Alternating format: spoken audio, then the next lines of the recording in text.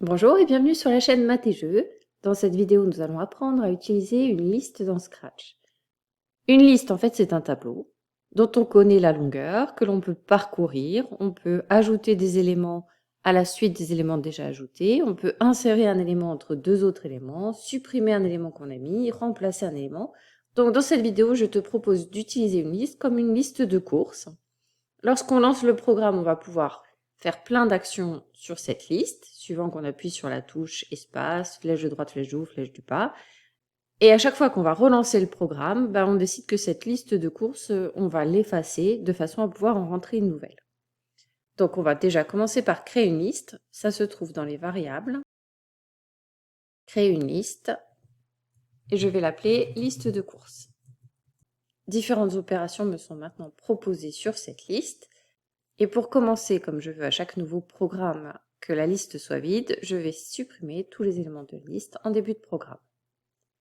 Si je veux ajouter un élément, je vais déclencher un événement. Quand la touche espace est pressée, je vais ajouter un élément. Je retourne dans ma liste et je fais ajouter. Alors, c'est écrit chose à la liste de courses, mais en fait, la chose que l'on va ajouter, c'est ce que l'utilisateur du programme va donner. Donc, on va dans capteur et on demande à l'utilisateur quel élément veux-tu ajouter. Cet élément, il est contenu dans réponse, puisqu'on a capté la réponse de l'utilisateur, et on ajoute donc réponse à la liste de courses. Si je lance le programme, ma liste s'efface, mais comme il n'y avait rien dedans, ça ne se voit pas. J'appuie sur espace, j'ajoute des bananes. J'appuie de nouveau sur espace, j'ajoute du pain, de nouveau j'ajoute du beurre, de nouveau j'ajoute du chocolat.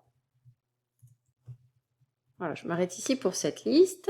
Je vais prendre un deuxième bloc événement qui va se déclencher lorsque la flèche de droite est pressée et qui va me permettre de lire la liste. Pour lire la liste, il faut la parcourir. Il va donc nous falloir une variable qui va retenir l'élément de la liste qu'on est en train de lire. Donc cette variable, je vais la créer, je vais l'appeler compteur. Au début de la liste, je vais lire le premier élément, donc je mets compteur à 1, puisque je vois que la position de banane ici, c'est 1.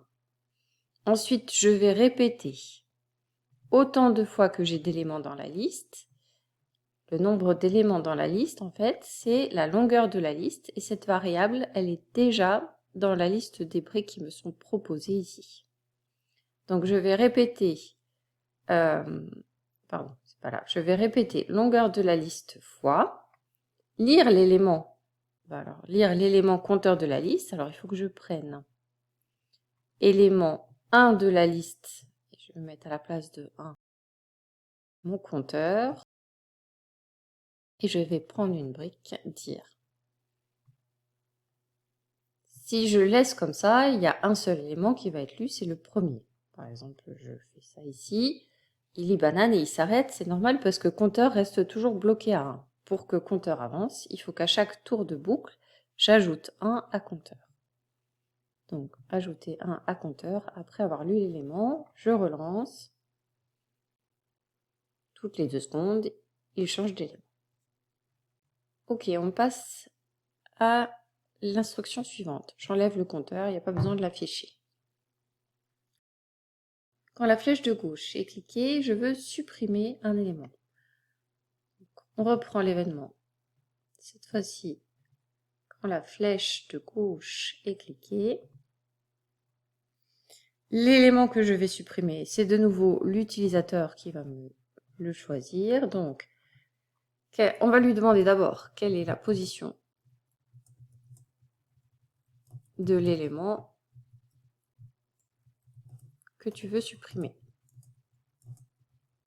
Puisqu'en fait, le programme connaît uniquement la position dans le tableau. Il ne sait pas ce qu'on a mis dans le tableau quand on a lancé le programme. Alors, quelle est la position? Ça va être en réponse. Et moi, je vais supprimer l'élément réponse de la liste de courses. Je clique sur la flèche de gauche et tout d'un coup, je me dis, finalement, j'ai du pain, donc je veux supprimer le pain, c'est-à-dire l'élément 2. L'élément 2 a disparu. On passe au bloc flèche du haut, remplacer un élément. Donc ça va être à peu près la même chose. Donc je vais cliquer droit pour dupliquer, pour gagner du temps. Donc quand la flèche du haut est cliquée, on va demander la position de l'élément que l'on veut remplacer. Et on va demander par quel élément on veut le remplacer. Donc on va demander deux choses. Et on sait que si on demande deux choses, bah, la variable réponse va prendre uniquement la dernière réponse donnée. Donc on va en perdre une.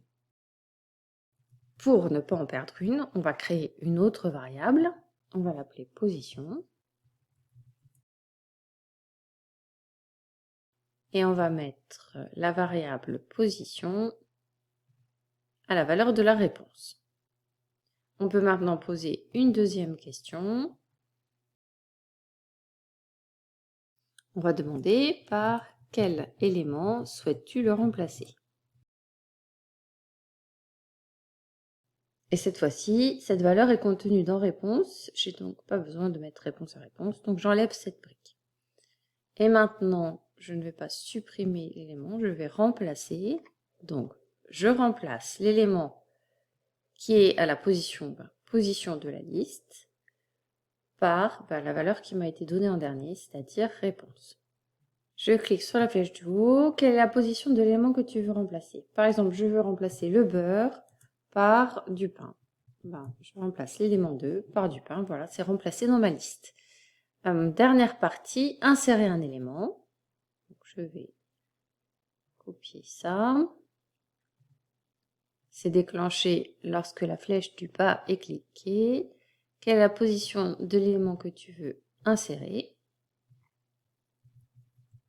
Ou à quelle position veux-tu insérer un élément? Ce serait un peu plus français. On va mettre position à réponse et on va demander quel élément souhaites-tu insérer. Et cette fois-ci, on va non pas remplacer, mais insérer